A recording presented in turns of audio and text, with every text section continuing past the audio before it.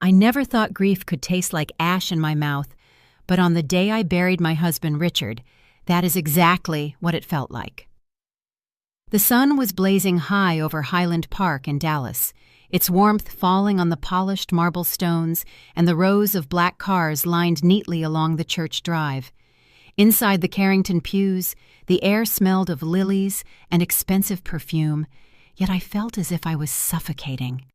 I sat at the front, hands trembling on my lap, clutching the handkerchief Richard once carried in his suit pocket.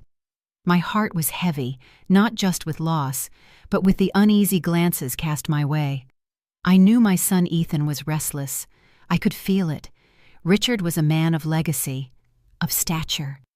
Our mansion in Highland Park was his pride, his empire, and he built it with decades of relentless effort. He loved that place as if it were an extension of his soul. As the final hymn closed and the pastor asked us to rise, my mind drifted to Richard's study, where he would sit for hours writing letters in his careful hand. He once told me, "This house is not walls and marble, Lydia. It is trust. It must be protected." His words echoed in me as I dabbed at my tears. When we stepped out into the courtyard after the burial, Ethan moved forward.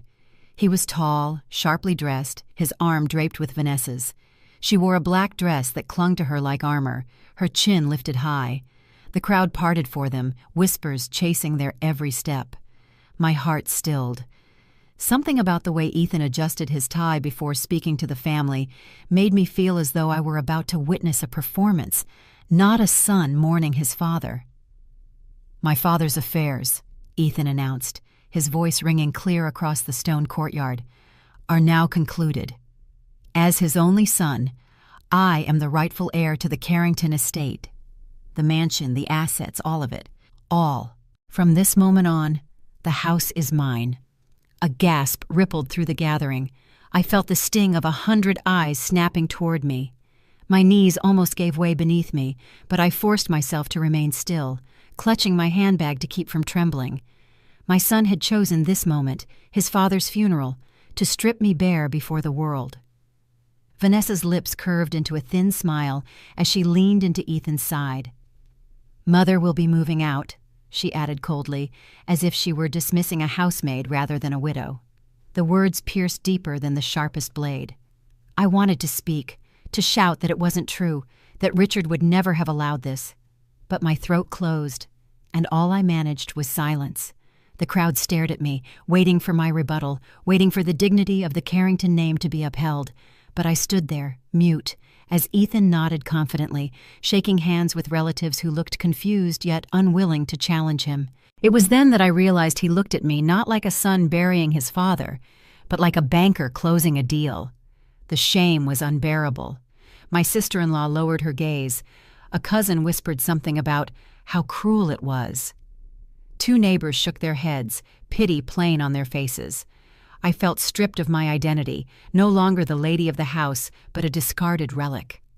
The mansion, the wealth, the life Richard and I built together, all declared gone with a single sentence from the lips of our son. I swallowed hard, fighting to hold myself upright. The marble steps beneath my shoes felt like they might crumble. Vanessa's hand tightened on Ethan's arm, and the way she looked at me, cold, triumphant, told me everything I needed to know. This was not only Ethan's ambition. This was her orchestration as well. Someone touched my arm gently. It was Margaret, Richard's cousin, her eyes wide with disbelief. "Lydia, did you know about this?" she whispered. I shook my head faintly, unable to form words. Ethan was already walking toward the waiting limousine, waving to a few relatives as if nothing scandalous had just occurred. I wanted to scream. I wanted to tell them all that this was a lie, that Richard had spoken often about how he intended to protect me, to ensure I never wanted for anything. But grief chained me. Humiliation sealed my lips. All I could do was stand as the limousine door closed, carrying away the son who had just betrayed me in front of the world. As the crowd dispersed, I lingered by Richard's grave, my hand brushing the fresh earth. "My love," I whispered under my breath, "our son just declared war." The wind rustled the flowers, and for a moment I imagined Richard's voice, steady as ever, Stand tall, Lydia. The truth always comes back to light. I walked back slowly toward the car, waiting to take me home, my chest hollow, my dignity shattered. But as I sank into the leather seat, I realized something strange. Beneath the sorrow, beneath the humiliation, a quiet ember had sparked inside me. Ethan thought he had ended me in one afternoon. He did not know that this funeral was not just his father's ending. It was the beginning of mine. And if you are listening now, if you have ever felt silenced or discarded by the very people you raised, stay with me. My story is not just about loss. It is about finding a voice when everyone expects your silence. Subscribe, share, and tell me where you are listening from. Because no voice, not even one as small as mine was that day, should ever be erased. 3 days after Richard's funeral, the mansion that once felt like a sanctuary turned into a battlefield. I had spent 2 nights pacing the grand halls, unable to sleep in our bed without Richard. Every corner held his memory, every painting on the wall a piece of our history. I thought perhaps Ethan had spoken in grief, that his cruelty at the funeral had been a performance. I told myself a son could not truly strip his mother of everything so quickly, but I was wrong. The 3rd morning, I heard the sound of a car door slamming outside, followed by voices echoing in the marble foyer. I stepped out of the study and saw Ethan, sharp suit, polished shoes, walking in as if he already owned the place. Beside him, Vanessa clicked her heels across the tiles, a folder tucked beneath her arm. Behind them trailed a man I had never met before, his gray tie too tight, his smile too rehearsed. "Mom," Ethan said flatly, no trace of warmth in his voice. "This is Paul Kincaid, my attorney." The man extended a hand I did not take. Instead, I folded my arms across my chest. "Attorney? Why?" Vanessa spoke before Ethan could. Her words sliced like glass. "Because it's time to make things official. You've had your days here, Lydia. Now, it's over." My heart clenched. Ethan reached into his briefcase and pulled out a stack of papers, slapping them onto the polished dining table where Richard and I had once hosted Christmas dinners. "Pack your bags, Mom. This house is mine now. Here's the will. Signed, sealed, and witnessed." I froze, my breath catching. He pushed the papers toward me, the black ink screaming lies across the pages. I picked them up with shaking hands. It was Richard's handwriting, but not the will I remembered. According to this document, everything, the mansion, the bank accounts, the assets, belonged solely to Ethan. I could barely stand. "That's impossible," I whispered. "Richard would never leave me with nothing." Paul adjusted his glasses. "The document is valid, Mrs. Carrington. You'll need to vacate the property by tonight." I felt as if the floor had given way beneath me. Vanessa smirked and moved closer, her perfume strong, suffocating. "Don't make this harder than it has to be. You'll find another place. Isn't there a retirement condo somewhere you can move into?" "I lived in this house for 40 years, I said, my voice trembling. "I raised you here, Ethan. Every inch of this place is built on your father's sweat and my hands beside him." Ethan didn't flinch. He pulled a wad of bills from his wallet and tossed it onto the table. $300. "This should get you through the week. A motel, some meals. After that, you'll figure it out." I stared at the crumpled bills as if they were poison. $300? Is that what my life is worth to you? Vanessa's laugh was sharp. "Consider it a tip for leaving quietly." My chest burned with shame and rage, but I forced myself to remain composed. I would not give them the satisfaction of watching me collapse. Instead, I turned and walked upstairs, each step heavier than the last. The mansion that once felt alive now pressed down on me like a tomb. In my bedroom, I pulled out 2 old suitcases, their leather worn from years of travel with Richard. I opened the drawers slowly, my hands shaking as I folded his shirts, still carrying his scent. I placed a framed photograph of our wedding day between my dresses, my tears spotting the glass. Every item I touched felt like a piece of my soul being ripped away. Downstairs, I could hear Vanessa instructing movers, her tone cold and efficient. "Don't bother with the boxes upstairs. She's only allowed 2 suitcases." My throat tightened. Even my belongings were being rationed like scraps. I packed Richard's watch, his favorite pen, a silk scarf he once bought me in Paris.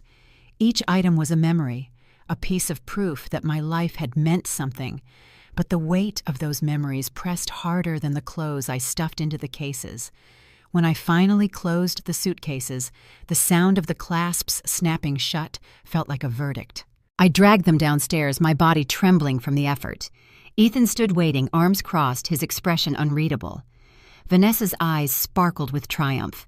"You'll land on your feet, Mom," Ethan said, as though he were doing me a favor. I met his gaze, forcing steel into my voice. "One day, Ethan, you will remember this moment, and it will haunt you." He shrugged, unfazed. "I'll take my chances." I walked out of the house without looking back, the suitcases heavy behind me, the bills still lying on the table where he had tossed them. The grand doors closed with a final thud, and I knew then that I had not just lost a home. I had lost the last thread of the family I thought I still had. The driver placed my suitcases in the trunk of a taxi, and as I slid into the back seat, I looked at the mansion one last time. Its windows glared down at me like indifferent eyes, its stone walls silent, betraying no memory of the life I had built there. I pressed my hand against the glass of the taxi window and whispered, "Richard, forgive me. I couldn't hold it together." The car pulled away, leaving behind the house that was no longer mine. The cab ride felt endless, though the motel was only a few miles from Highland Park. The city of Dallas blurred past the window as if it were trying to spare me from watching my own downfall. When the taxi stopped, the driver cleared his throat awkwardly, as if he knew he was dropping off someone who did not belong there. I stepped out, dragging my 2 suitcases toward the flickering neon sign that buzzed above the lobby. Ridgeway Motel, weekly rates available. The smell of stale smoke and bleach hit me the moment I opened the lobby door. A young man behind the counter looked up from his phone, his eyes darting quickly from my pearl earrings to my scuffed luggage. $52 a night, ma'am," he said without ceremony. I pulled the crumpled bills from my handbag, part of the 300 Ethan had tossed at me, and slid them across the counter. He handed me a key attached to a heavy plastic tag with the number 7 etched into it. As I turned toward the hallway, I heard him mutter to the woman beside him, a housekeeper folding towels. "Isn't she the one from Highland Park? What's she doing here?" The woman whispered back, "I heard her son owns that mansion now. Imagine throwing your own mother out." Their voices were low, but every word sliced through me. I felt my cheeks burn as I quickened my pace, pretending not to hear, pretending I was invisible. The room itself was a square box of peeling wallpaper and thin curtains that smelled of mildew. The mattress sagged, the carpet was stained, and the hum of the air conditioner was loud enough to drown out my sobs. I sat on the edge of the bed and buried my face in my hands. Only 3 days had passed since Richard's funeral, and already I had gone from lady of a mansion to a widow in a roadside motel. I unpacked slowly, more to give my hands something to do than because I needed to. I placed Richard's watch on the nightstand, his favorite pen beside it, and set our wedding photograph against the chipped lamp. The image of us smiling, forever young, mocked me in the dim light. Richard had promised me once, "You will never be alone, Lydia. I'll make sure of it." His voice returned to me, haunting, yet comforting, as I remembered a night 2 years earlier in his study. He had poured a glass of bourbon, slid a folder across the desk, and said, "I want you to read this. It's my will. You and the house are protected. Ethan will inherit, but only under conditions." I remembered the way his eyes softened. "If he ever disrespects you, he forfeits everything. This is not just about money. It's about trust." Why then did the document Ethan waved in my face say something entirely different? Why did it strip me bare when Richard had been so careful? The thought gnawed at me until doubt outgrew grief. Perhaps what Ethan had shown me was not real. Perhaps Richard's true will was hidden somewhere else. The ember of suspicion flared when I reached for the motel phone. My hands trembled as I dialed the number of Richard's longtime attorney, Henry Whitfield. He had been a fixture in our lives for decades, attending family dinners, advising Richard on business deals, offering me quiet words of reassurance when times were rough. If anyone knew the truth, it would be him. A young woman answered, her tone polite but distracted. "Whitfield and Associates, how may I help you?" "This is Lydia Carrington," I said, my voice shaking. "I need to speak with Mr. Whitfield. It's urgent. It's about Richard's will." There was a pause, the clicking of a keyboard. Then her voice returned, hesitant. "Mrs. Carrington, I was told you were in Florida. That's what Ethan said when he came by last week. He insisted we forward all relevant documents to him directly." I gripped the receiver tighter. "Florida? I've never left Dallas." Silence stretched before she said softly, "I'm so sorry, ma'am. I don't know what else to tell you." The line clicked dead, leaving me in a storm of confusion and fury. Ethan had not only stolen my home, he had erased me from the story altogether. To the outside world, I was a widow who had conveniently vanished to Florida, leaving my son free to handle the estate as he pleased. I set the receiver down slowly, my pulse racing. The humiliation of the motel, the whispers, the pity, all of it burned hotter now because I knew there was something more sinister beneath it. Richard had not betrayed me. Ethan had. He had manipulated, lied, and forged. And suddenly, I was no longer just a grieving widow. I was a woman with a reason to fight. I sat on the sagging bed, clutching the photograph of Richard, my tears falling silently. "You warned me, didn't you?" I whispered to the smiling man in the frame. "You saw this coming, and I was too blind to see." In that dim motel room, humiliation gave birth to something stronger than despair. For the first time since the funeral, I felt a flicker of hope. I was not powerless. I still had my memories, my husband's words, and now a thread of doubt that might lead me back to the truth. The following morning I left the motel at dawn, clutching the wedding photograph in my handbag as if it were a compass. My cab wound through Dallas, trading the neon grid of budget motels for the tree-lined avenues of Uptown. When the taxi pulled up in front of Whitfield and Associates, the polished glass building felt like a fortress of truth. I prayed it still was. Inside, the reception was quiet, the air heavy with leather and old books. The young woman at the desk looked startled when I gave my name. "Mrs. Carrington? I thought—" She stopped herself quickly and ushered me into a private office. Henry Whitfield rose from behind a mahogany desk when I entered. His hair had gone white since I'd last seen him, but his presence was the same.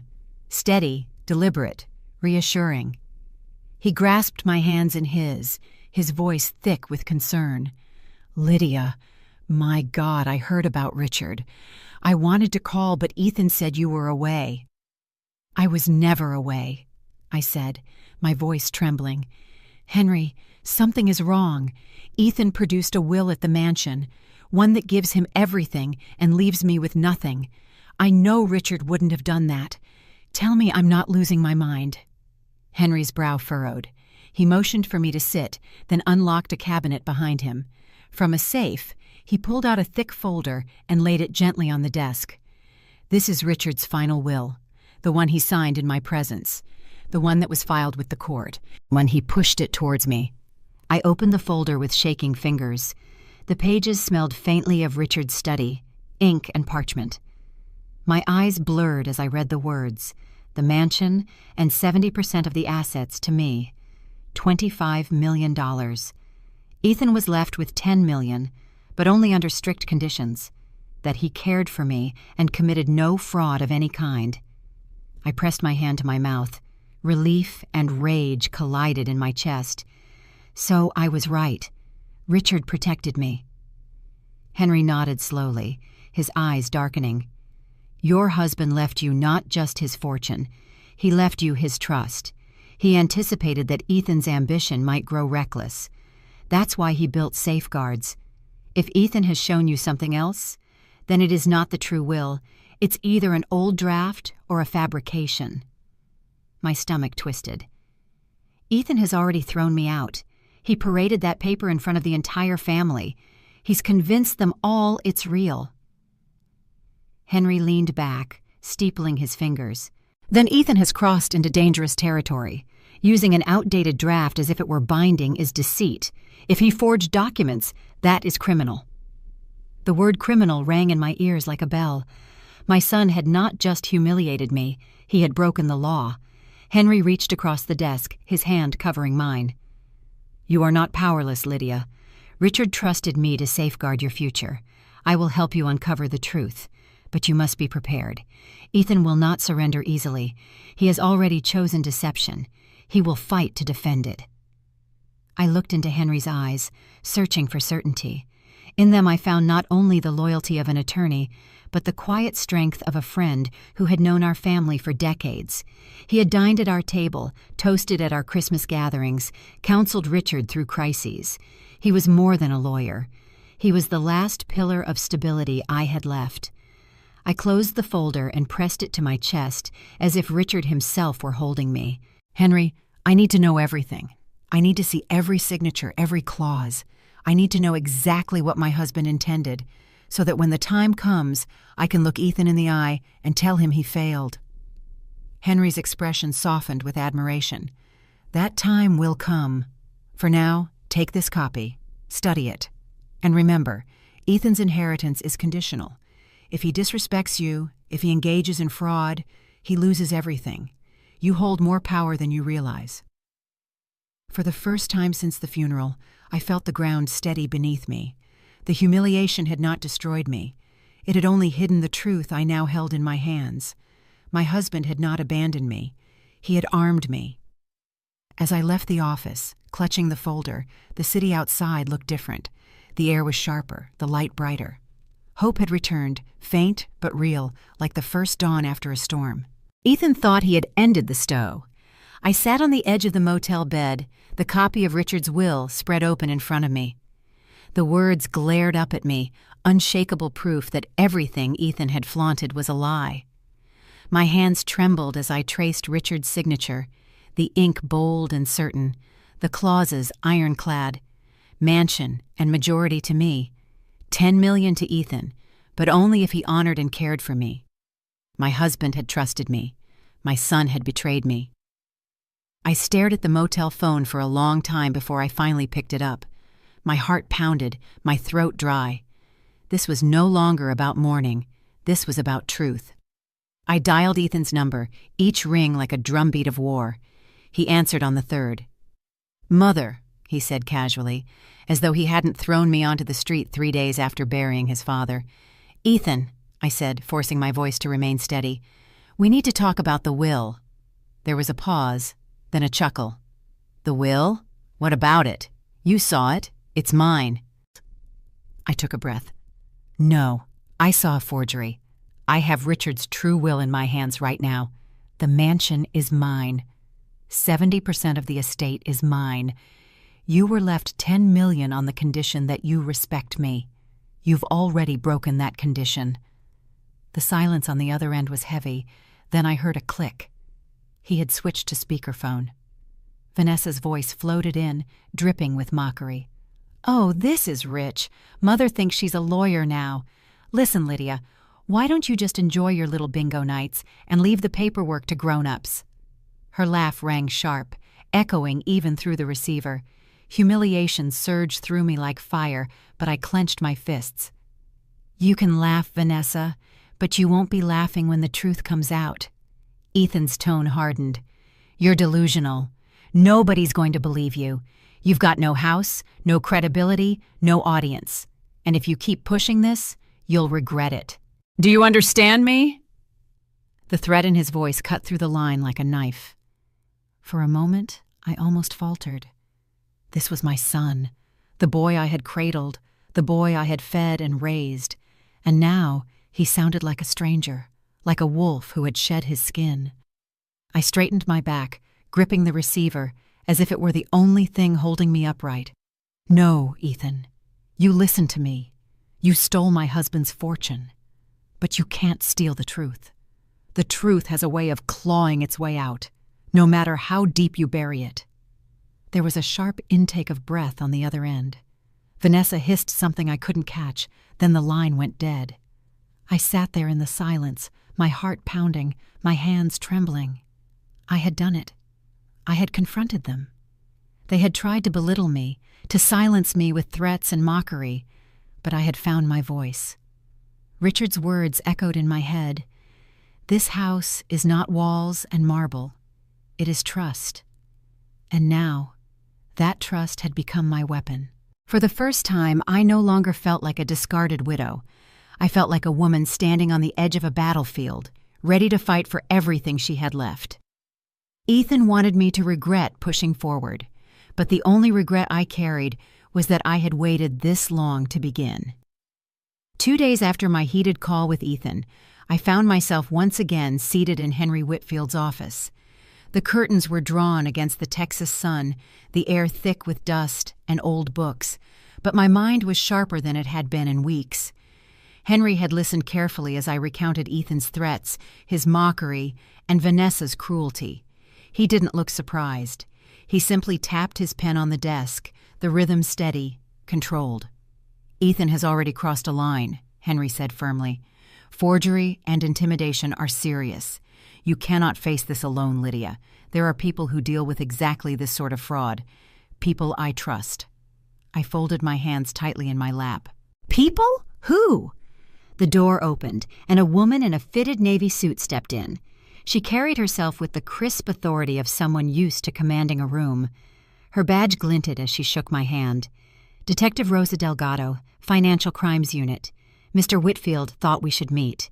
Her grip was firm, her gaze direct. "I've seen this too many times. Children preying on their elderly parents, forging documents, siphoning money. You're not alone, Mrs. Carrington. If your son fabricated a will, we'll find it. I can start by examining what he presented at the funeral and comparing it with the true version Henry holds." Her words steadied me. For the first time, I felt the law standing beside me, not against me. Before I could respond, another figure appeared at the door, a younger woman, not in uniform but with a notebook in her hand and determination in her eyes. "Charlotte Price," she introduced herself quickly. "I'm an investigative journalist. I've been covering elder fraud cases for the Dallas Chronicle. Henry thought you might want your story told." I blinked, caught off guard. "My story? It's humiliating enough already. Why would I want the world to know?" Charlotte's tone softened. "Because you're not the only one. Women like you, men like Richard, families like yours. This is happening everywhere. If we shine a light on it, maybe others will step forward. And maybe Ethan won't be able to hide behind his reputation." I hesitated. The thought of strangers reading about my shame twisted my stomach. But then I remembered the whispers at the motel, the pity in my relative's eyes. My silence had only empowered Ethan. Maybe my voice could strip away his mask. "I'll think about it," I murmured. Rosa leaned forward. "You don't have to decide today. But you should know, your son's behavior fits a pattern. Men under financial pressure often resort to desperate measures. We'll trace the money. We always do." Charlotte's eyes flickered as she exchanged a glance with Rosa. Then she lowered her voice. "I've already done some digging. Ethan isn't just ambitious, he's drowning. He owes nearly $8 million. Failed ventures, bad loans, expensive tastes he couldn't afford. That's why he's doing this. It's not just greed, it's survival." The room tilted around me. 8 million. The number landed like a stone in my chest. Richard had once told me Ethan was reckless, but I had never imagined it was this dire. My son hadn't stolen out of abundance. He had stolen because he was cornered. I gripped the arm of my chair, my knuckles white. "So he threw his mother into a motel to cover his debts." Charlotte's voice was calm but firm. "And if we don't stop him, he'll drag your husband's legacy down with him. But if you stand with us, Mrs. Carrington, we can expose him. You don't have to do it alone." Henry placed a reassuring hand on mine. "You asked me once if Richard abandoned you. He didn't. He left you allies. We're here. But you have to decide. Stay in the shadows or step into the fight." I looked from Henry's lined, steady face to Rosa's sharp, determined eyes, then to Charlotte's fiery resolve. I thought of Richard's words. This house is trust. Trust was no longer about walls and marble. It was about choosing the people who would stand beside me now. I straightened my shoulders. If Ethan thinks he can silence me, he's mistaken. Do what you must. Investigate. Write. I'll give you my story. Rosa nodded once, as if sealing an unspoken pact. Charlotte scribbled a note, her eyes glinting with purpose. Henry exhaled, relief softening his features. For the first time since Richard's funeral, I felt something more than grief or humiliation. I felt the faint hum of power returning, drawn not from wealth, but from truth, allies, and resolve. Ethan had taken my house, but he had not taken my fight.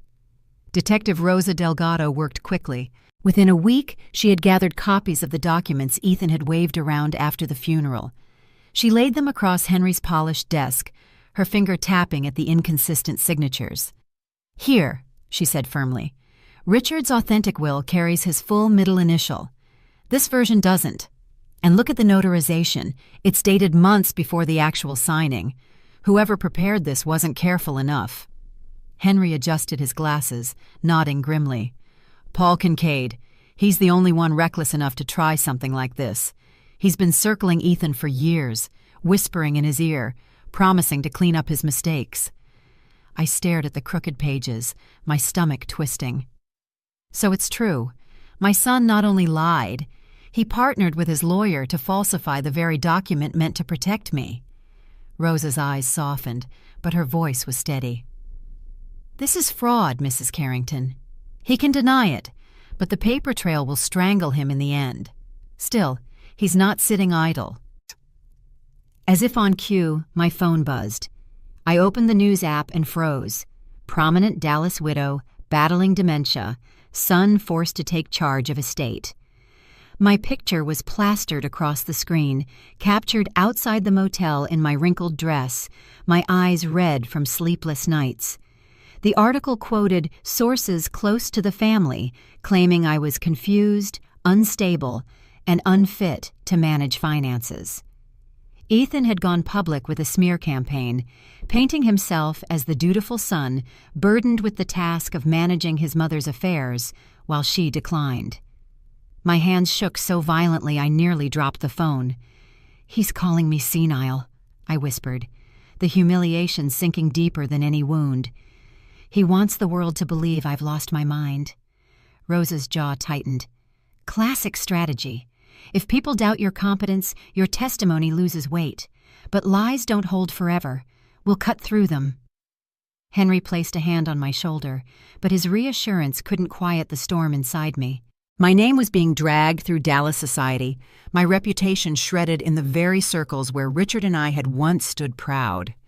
That evening, Charlotte Price knocked on my motel door, her notebook in hand, her expression sharp with resolve. "I read the smear," she said without introduction. "Ethan thinks he's silencing you, but he's handed us the perfect opening." I frowned, weary. "An opening?"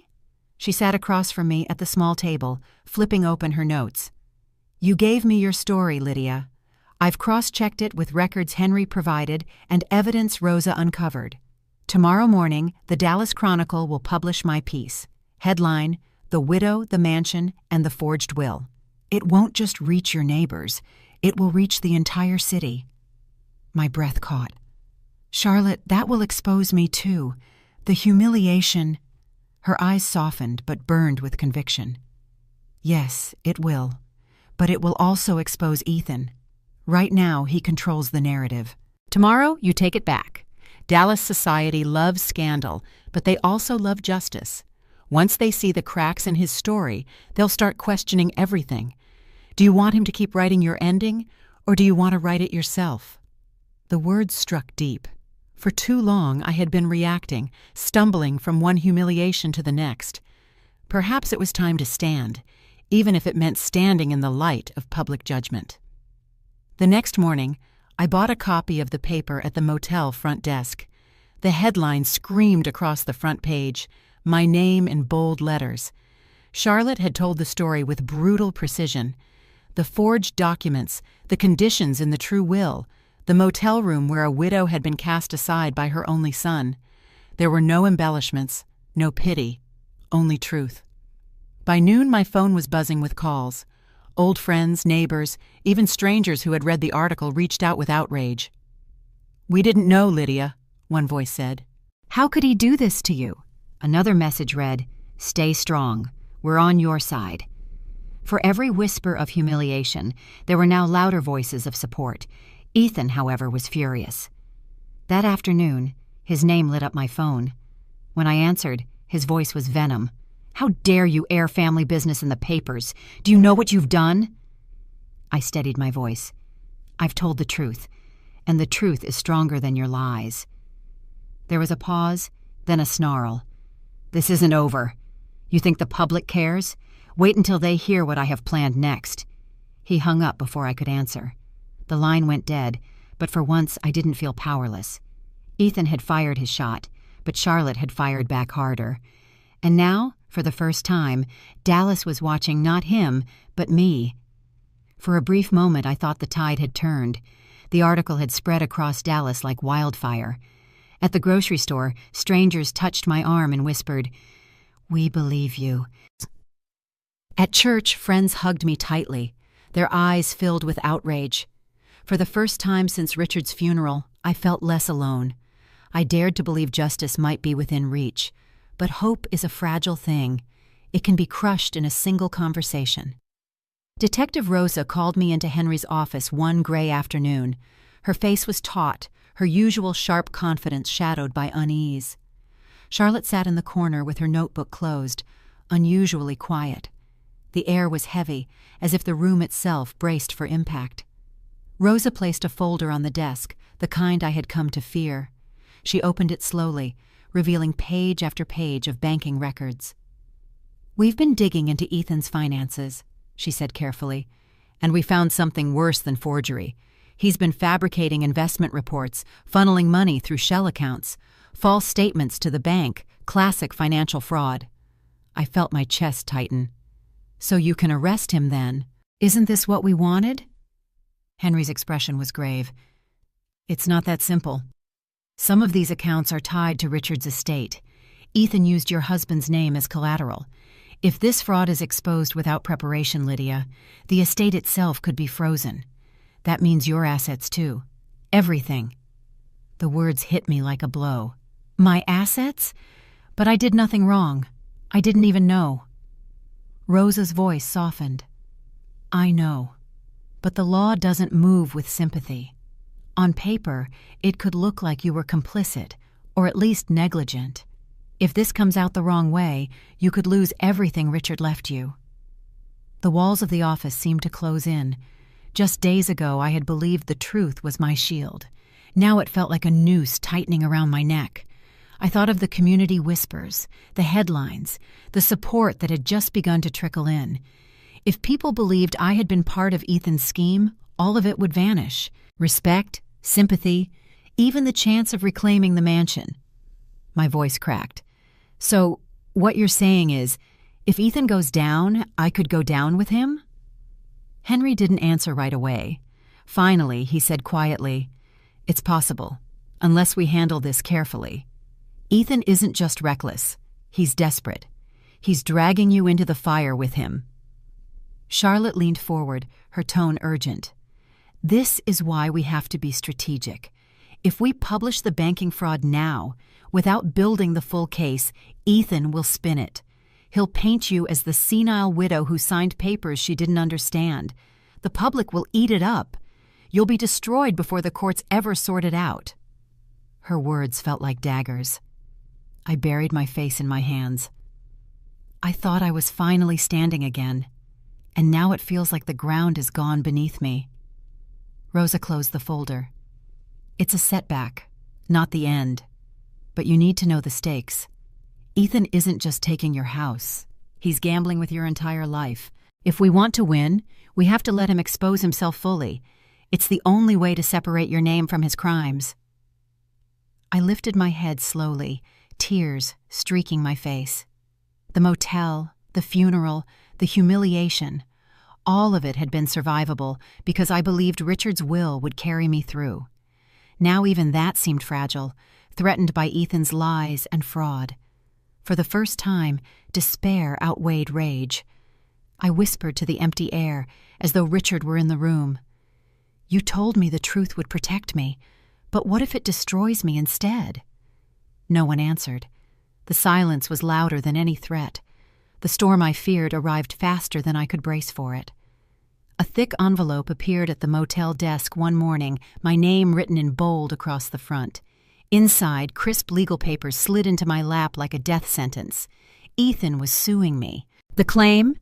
I was mentally unfit, plagued by memory loss, incapable of managing finances, and therefore unable to contest his control of the estate. My hands shook as I read the words. Every humiliation he had inflicted so far had been in whispers, in rumors, in forged documents. Now it was official, signed, and stamped with the court's seal. He wasn't just dragging my name through the mud. He was trying to erase my very competence, my dignity, my voice. Henry slammed the papers on his desk when I brought them to him. "This is Paul Kincaid's handiwork. He's lined up a physician, someone willing to testify that you're suffering from early dementia. It's perjury, but with enough polish it could sway the court." I felt the blood drain from my face. So they're going to parade me in front of a judge as if I'm senile? As if I don't know my own mind? Detective Rosa leaned against the wall, her expression grim.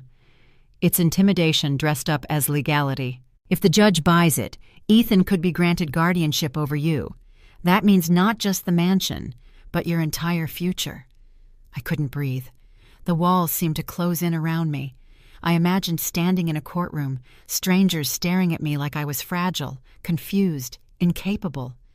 I imagined Ethan smirking as he signed my life away with the stroke of a pen. Charlotte, who had been quietly scribbling in her notebook, suddenly looked up. "There's something you need to hear. I've been digging into Richard's files, the ones he kept at the Chronicle archives from his board days, and I found something." She pulled out a small digital recorder, her hands trembling just slightly. She pressed play. Richard's voice filled the room, deep and steady, carrying that familiar weight of foresight I had missed so dearly. "If my son ever challenges his mother's competence, if he ever tries to claim she is unfit, know this: it is he who cannot be trusted. Ethan has a weakness for quick money, for men like Paul Kincaid. If Lydia is forced to defend herself, it means my warnings have come true. Protect her." My heart clenched so tightly I thought it might stop. Richard's voice, speaking across the gulf of death, naming the very betrayal that now threatened me. Tears spilled freely down my cheeks. For weeks I had prayed for his guidance, and here it was, recorded, preserved, undeniable. Henry's eyes widened as the words ended. "This changes everything. It's not just evidence, it's Richard himself, testifying from beyond the grave. A judge will have to hear this." Rosa's voice was fierce. "And if Ethan tries to discredit you, this recording will cut him off at the knees. It proves premeditation. Richard saw this coming. Ethan's lies will unravel." I clutched the recorder to my chest as though it were Richard's hand. "He knew," I whispered. "He knew our son might one day do this to me. And he left me the only weapon strong enough to fight back." For the first time since the lawsuit had landed in my lap, I felt air return to my lungs. Ethan thought he had cornered me, that his fabricated doctors and false testimony would end the fight. But Richard had been watching even in death, leaving me a thread of hope strong enough to pull me out of despair. Still, the weight was suffocating. Court dates loomed. Headlines swirled. My name was being dragged in every direction. The community that had begun to rally around me was now divided, half whispering about my supposed decline, half outraged by Ethan's audacity. I lived suspended between ridicule and sympathy, between fear and fury. At night, I lay awake in the motel bed, clutching the recorder, replaying Richard's words over and over. Each time his voice filled the room, it was like a shield forming around me. Yet each time the silence returned, the dread crept back in. I was fighting not only for my home, but for my very sanity in the eyes of the world. The crisis was here. Ethan had struck with everything he had: money, lawyers, lies. But in his arrogance, He had awakened Richard's last safeguard, and I knew, trembling though I was, that I would wield it. The night of the gala arrived like a storm on the horizon. The Carrington mansion, once my home, glowed with golden light against the Dallas sky. Luxury cars lined the drive, laughter and clinking glasses spilling out onto the front steps. From the outside, it was a celebration of wealth, charm, and success. But inside, it was nothing more than a mask. Ethan was desperate to prove to the world that he was the rightful heir, the perfect son, the host who could dazzle Dallas society. I stood across the street for a moment, watching as guests in evening gowns and tuxedos swept into the house I once commanded. My heart pounded, but in my handbag, I carried the recorder with Richard's voice. That single device was heavier than any diamond. Tonight, truth would speak. When I entered the foyer, the hum of conversation faltered. Heads turned. A few guests whispered my name. Vanessa, radiant in a gown dripping with sequins, spotted me first. Her smile tightened, brittle as glass. She gripped Ethan's arm, whispering something sharp into his ear. Ethan's face froze before he plastered on a grin. "Well, well," he said loudly, stepping toward me. "Mother decided to join us. How unexpected." I straightened my shoulders. "I lived in this house for 40 years. I don't need an invitation." A murmur rippled through the crowd. Ethan gestured to the orchestra, trying to distract the guests as he led me toward the grand ballroom. Chandeliers glittered above, champagne flowed freely, and Dallas's elite leaned in to catch every word. Ethan raised his glass. "Ladies and gentlemen, thank you for joining me tonight as we celebrate the legacy of my father and the future of the Carrington estate." He basked in the applause, his smile smug, Vanessa at his side. But before he could continue, I stepped forward. My voice carried across the ballroom. "Richard Carrington's legacy is not what you think, and neither is his will." The room hushed. I reached into my handbag and placed the recorder on the polished piano. My hand trembled, but my voice did not. Richard left his words behind. Perhaps you should all hear them. I pressed play. The familiar baritone filled the air, silencing every murmur. "If my son disrespects his mother, he loses everything. My estate, my house, my fortune, all are conditional. Love and respect are the price. If Ethan fails, he forfeits it all." Gasps spread like wildfire. Faces turned toward Ethan, eyes wide, mouths agape. The orchestra stopped mid-note. The clink of a dropped glass echoed against the marble floor. Ethan's mask cracked. He stepped forward, his face red, his voice booming. "That's manipulation. That's not real. My mother has always been fragile. She's twisting his words." But the crowd had already heard. Richard's voice was undeniable, steady and unshakable, cutting through Ethan's rage. Vanessa tugged at his sleeve, her own expression pale.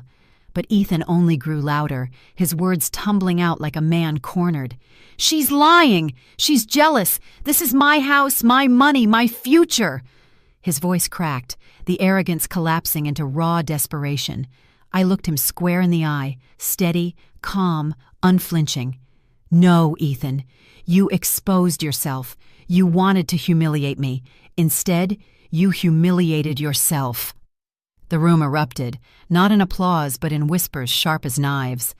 Old friends turned away from him, investors shook their heads, neighbors pulled their wives closer. Ethan had wanted admiration. What he got was pity, disgust, and doubt.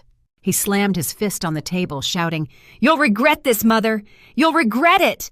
But his voice was drowned out by the murmurs around us, by Richard's words still hanging in the air like a verdict from the grave. The more he raged, the smaller he seemed. Vanessa slipped her arm from his, her smile brittle, her eyes darting toward the exits as though she already sensed the empire crumbling. I stood taller than I had in months, my humiliation transformed into defiance. Richard's voice had carried me here, but my own strength kept me steady. For once, I wasn't just a widow in a motel. I was the woman who had stared down her own son and refused to bow. Dallas society would not forget this night. Neither would Ethan. The fallout from the gala spread across Dallas like wildfire. By morning, photos of me standing tall in the ballroom, Ethan red-faced and shouting, were splashed across the society pages. Whispers of fraud, betrayal, and scandal clung to the Carrington name like smoke after a fire. Yet beneath the public humiliation, I knew Ethan would not stop. He was cornered now, and desperate men fight the hardest when they see the walls closing in. Detective Rosa Delgado arrived at Henry's office 2 days later, this time with 2 men in dark suits trailing behind her. Their presence filled the room with a weight I could almost taste. Rosa introduced them as agents from the FBI's Financial Crimes Division.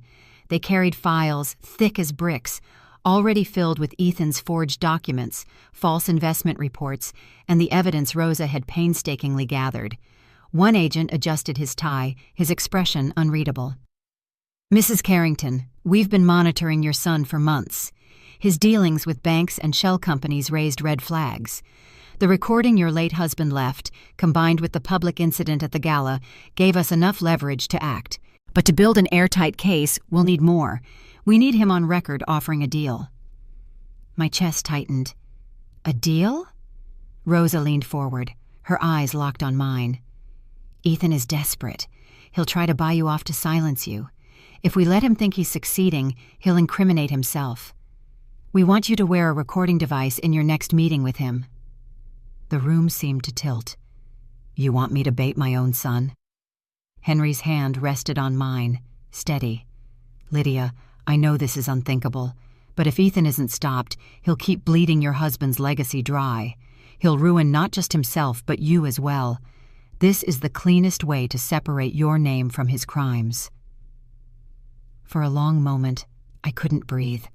My son's voice echoed in my mind, his threats, his laughter, his disdain. I had once rocked him to sleep in my arms. Now I was being asked to record him for federal agents. The shame of it clawed at my chest. And yet, beneath the shame, there was something else, resolve. He had chosen this path, not me. He had forced my hand. I nodded slowly. "I'll do it." The agents explained the plan. I would agree to meet Ethan under the pretense of wanting peace, of wanting to avoid more public spectacle. The device would be hidden, recording every word. If he offered money, if he admitted fraud, if he revealed his desperation, it would be the final nail in the coffin. That evening I called Ethan. My voice shook, but I forced gentleness into it. "Ethan, we can't go on like this. The press, the courts, it's tearing us apart. Can we meet? Just the 2 of us, to talk, to settle things quietly." There was a long silence, then his voice, cautious but intrigued. "Quietly, huh? Maybe that's not a bad idea. Fine, tomorrow, at the mansion." The following night I walked into the study where Richard had once spent hours writing letters. Now my son sat behind the desk, his eyes sharp, his jaw tight. Vanessa was absent, perhaps at his instruction, leaving us alone in the cavernous room. "Mother," he began, his voice smooth but brittle, "you've embarrassed me enough. The gala, the newspapers, the whispers. But I'm not heartless. I don't want this to destroy you." I forced my shoulders to slump, my voice to waver. "I never wanted a war, Ethan. I just want to live out my years in peace." His eyes narrowed. He leaned forward, lowering his voice. "Then let's make a deal. $5 million, cash. I'll wire it to you quietly. You disappear from Dallas, stop talking to reporters, drop the lawyers, and let me handle the estate. $5 million is more than enough for bingo nights and seaside condos. No one has to know." My heart thundered so loudly I thought he might hear it, but I kept my face still, nodding as though considering. $5 million, and I vanish? "Yes," he said quickly, almost eagerly. "Take it and go. That way I win, you get comfort, and we both avoid more humiliation. Everyone's happy." But he didn't know. Every word was being captured, every syllable sinking the ship he had tried so desperately to keep afloat. I looked at him for a long moment, memorizing the face of the boy I had raised and the man he had become. And for the first time, I no longer felt fear. I felt certainty. The next morning the mansion loomed before me like a fortress I no longer recognized. Its tall windows glittered in the sunlight, its gates opened by guards Ethan had hired to keep me out. Yet this time, I walked through them freely, summoned for what he called a settlement meeting. My heart pounded, but beneath my blouse, the small device the FBI had pinned to me hummed quietly, ready to capture every word. Inside, the air was cool and heavy with the scent of polished wood and expensive cologne. Ethan waited for me in the study, his expression calm, almost smug. Paul Kincaid stood at his side, briefcase in hand, his eyes gleaming with the satisfaction of a man certain of victory.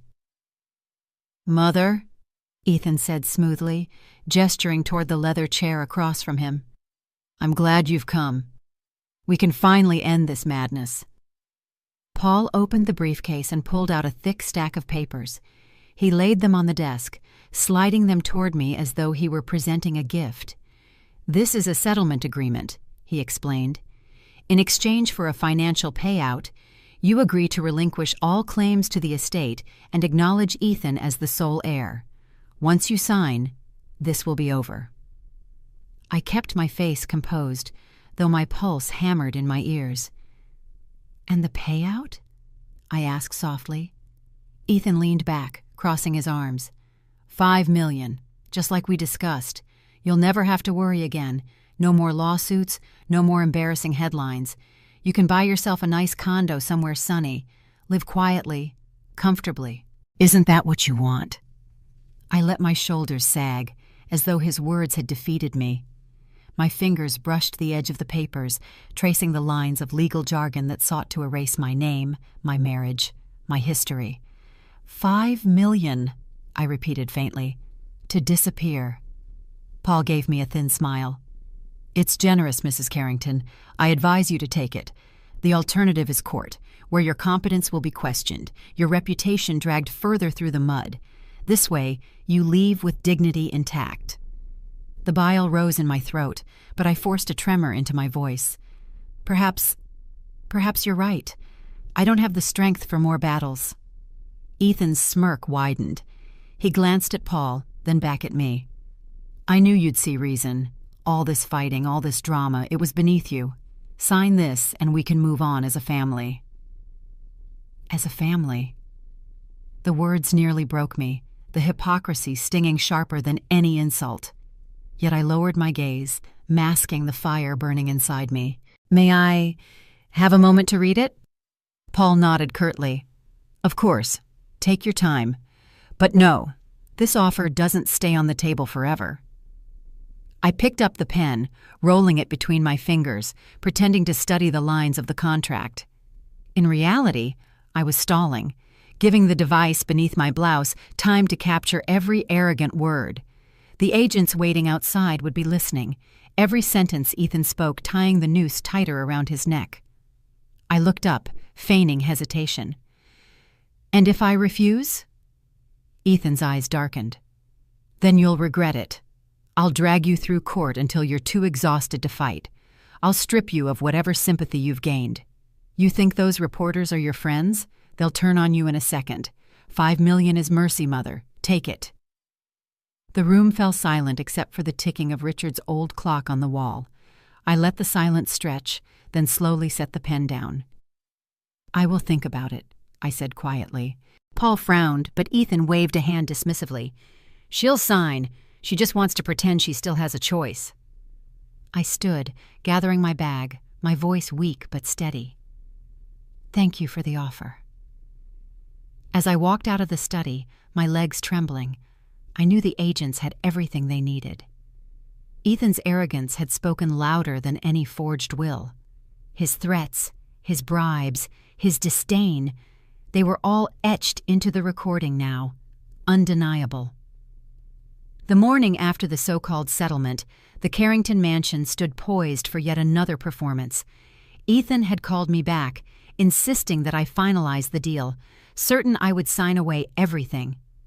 What he didn't know was that the walls of his empire were already cracking. The FBI agents who had listened to his every word were waiting, poised to strike. I walked through the front doors with my head high, though my heart pounded against my ribs.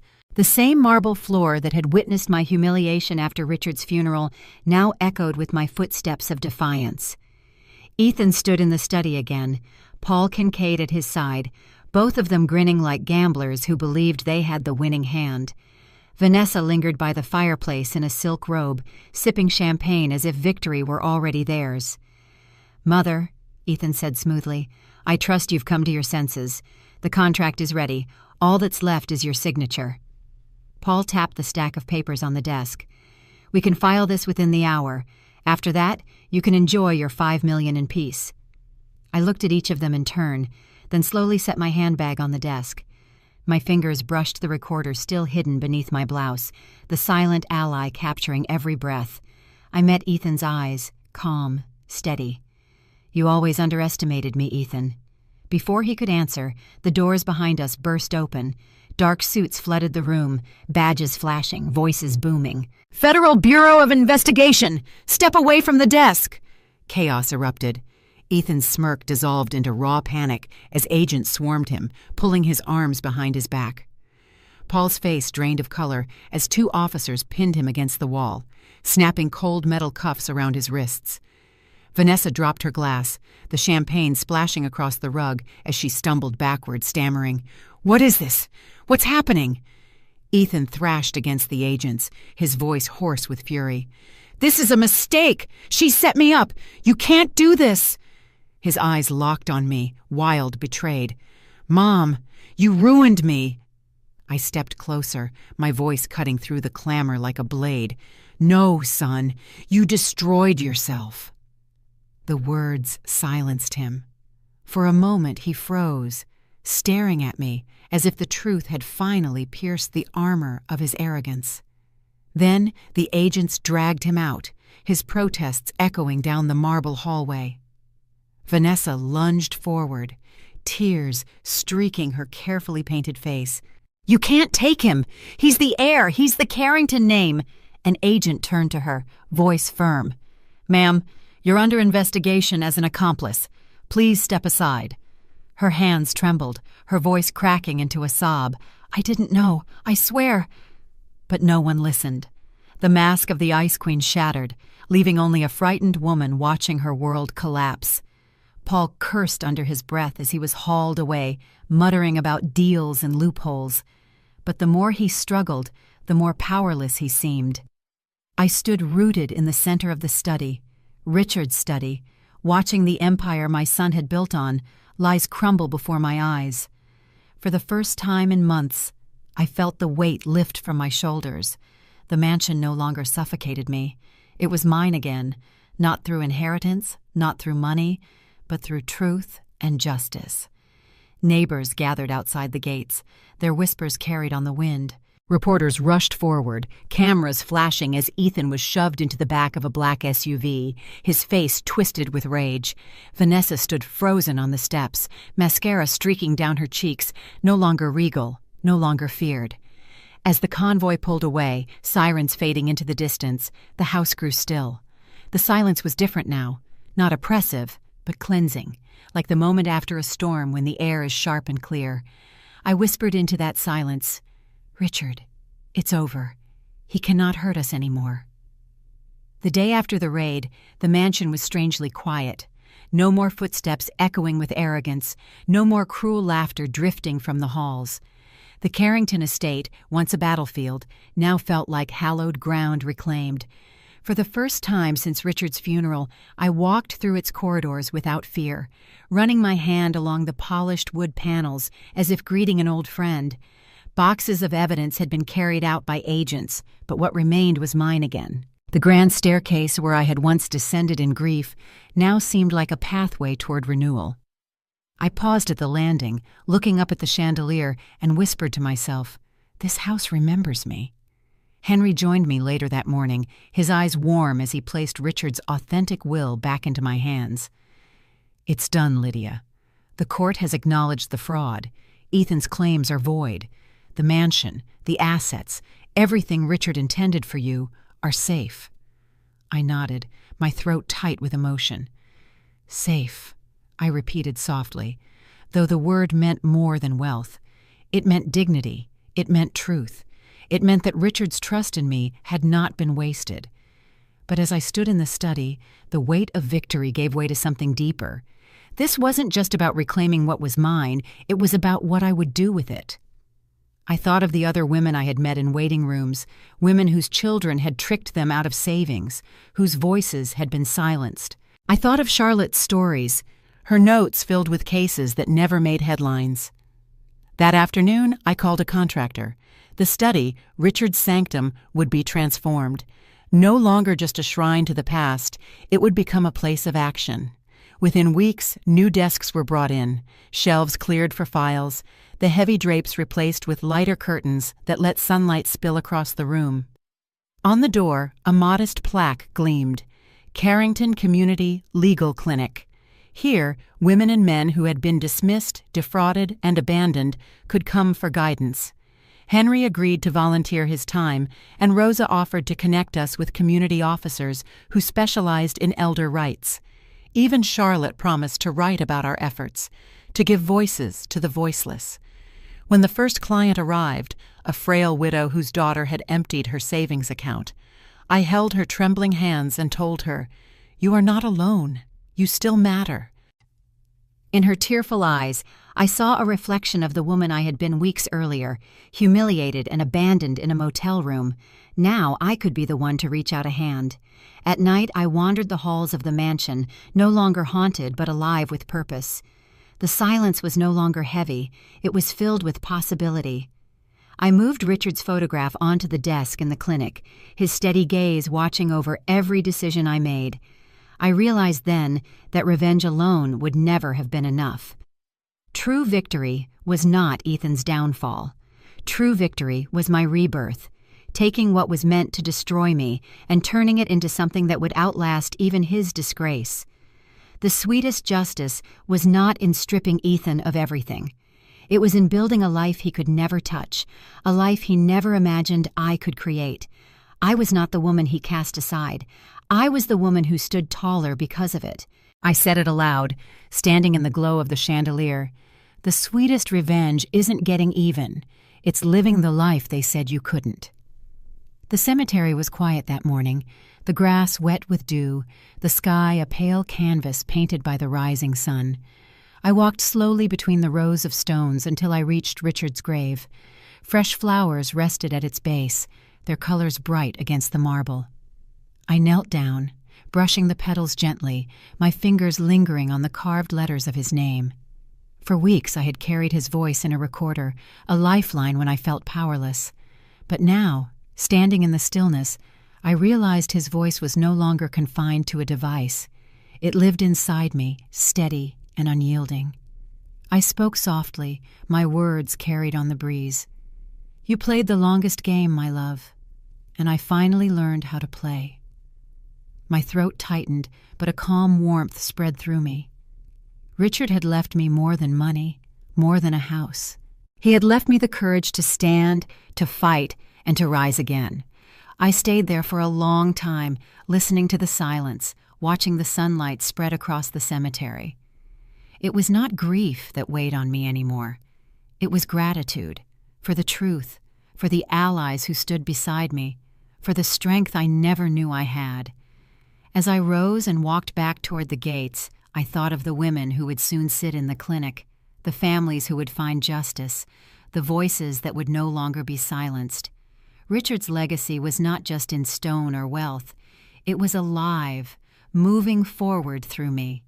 And now, if you are listening to my story, I ask something of you. If you believe every voice matters, subscribe and share your story, because silence is the weapon of those who prey on the vulnerable. But when voices rise together, even the ones long ignored, they can shake the walls of mansions and courtrooms alike. I left the cemetery with my head held high, the mansion waiting for me in the distance, not as a trophy, but as a beacon. I had been humiliated, betrayed, discarded, but I had risen, and in my rising I had found not just justice, but purpose.